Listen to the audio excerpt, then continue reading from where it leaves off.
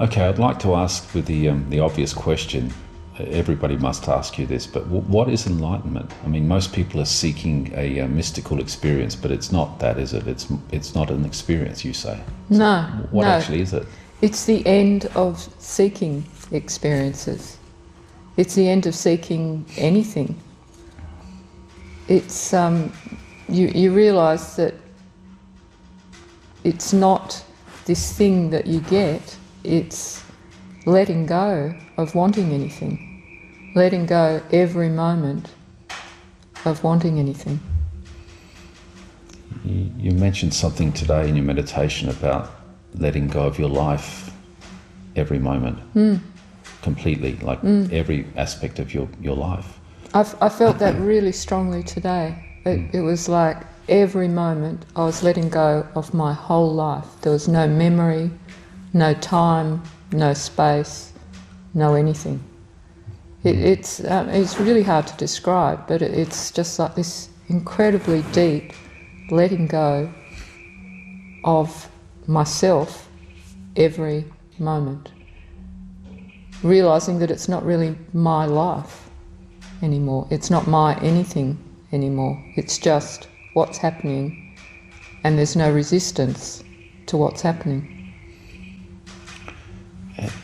Speaking to you earlier, you mentioned that it took you a while to realise you'd actually got to this point. You were in it for a while, and then you suddenly came to that place where you realised this is it. Why did it take that time for you to realise that? I think I had to adjust to it. There's definitely an adjustment period. I think it really started happening, the final enlightenment phase, realisation, when I was in Japan. That's when it really started happening. But I was so engulfed by the whole thing, so overawed by it, I didn't really know what was happening. And it took me a while to actually sort of catch up to the whole thing and to realise what was happening, because it was all happening so quickly. The I was just gone, and there was no one there to know whether anyone was enlightened or not. It was just this place. And when it finally dawned on you, what was that moment about, like when you suddenly saw it? It was like a fairy tale coming true. That's how it felt. It felt sort of like alchemy, like something that had seemed so ethereal and unattainable suddenly became real. It was quite, I remember when this started happening, it was during a meditation retreat, and it was like everything just became real and reality became solid rather than this thing I was trying to get that I couldn't put my finger on. I mean, many are striving for this, and not many achieve it. Why did it happen for you? I don't know. I still wonder about that. You know, why me? But maybe the question is, why not me? And that's why not many people do. I don't know if attain is the right word, or become enlightened, let go of being enlightened, realise the self, whatever you want to call it, because they don't believe it could happen to them. I think a lot of it was to do with my teacher. He kept saying it's possible, you know, it's really possible, and then it's very, very possible, and then I feel like it's going to happen. And I just trusted him. Why I trusted him, I don't know. It was something in me. So, I mean, I still feel that. Why me? But also, why not me? I mean, why not you? I mean, what's in the way? Good question. I mean... It's because you don't feel it's possible for you. Okay. That's what's in the way.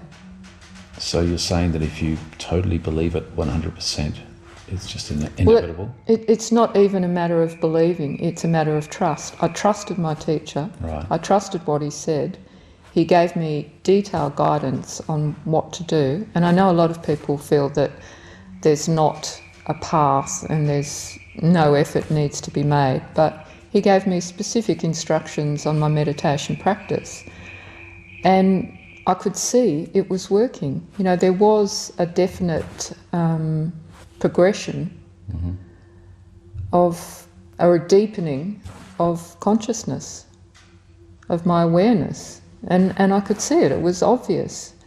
And so I started to trust that in myself. I trusted him because it just worked, and there was just something in him that I trusted. The truth, I just trusted that. So it wasn't a matter of belief, you know, nobody can tell you that you can become enlightened. You have to experience it in yourself. I mean, not experience enlightenment, but have those experiences that give you more and more trust. Yeah. Was there a point in your journey? I mean, it only took about, what, 7 years or something? With meditation, 8 years? Yeah, probably about 8 years. Yeah. Was there a point where you realised, well, this is possible? I mean, well, was it right at the start? How long before you came to that realisation? It was fairly early on. Yeah. I realised it was possible. And that just became stronger and stronger. What was it stronger. that made that shift in you? My relationship with my teacher, Okay. I'd say. That was, for me, that was the major thing. It was like I just trusted him. I gave up. I could see there was something in him that I just wanted, you know. And it wasn't like I was unhappy before. I was reasonably happy. I mean, I can see now that I wasn't really happy, but it wasn't like I had a traumatic childhood or a traumatic life. I had a partner, I had children, I had a pretty good life. But I was always looking for this depth. And when I met Peter, and it wasn't the first time, it was after I'd met him a few times, suddenly something clicked. And it was like I could see my potential in him. I could see myself in him and my potential, and suddenly realised this is what I want and it's possible for me. If it's possible for him, why not me? And it's true, if you want it enough and you have the right guidance, why not? Where does the motivation to be liberated come from? From suffering. From suffering. Okay. Can you explain that? Why? What, are you saying that we need to suffer to want freedom? Yeah. You have to suffer incredibly to really want, to really become free. It's not the deep, ecstatic experiences that are going to spur you on. They can actually hold you back. And they hold a lot of people back because they have this experience and they want to repeat it. They want to hold on to it. It's the suffering that you know you don't want and that you see more and more clearly the deeper you get into it that really pushes you on, because you can't stand still. With a deep experience, you know, some people have even an awakening and they might have had it 20 years ago and they're still talking about it, remembering it and all that sort of stuff. But with suffering, it's like you just don't want to stay in it.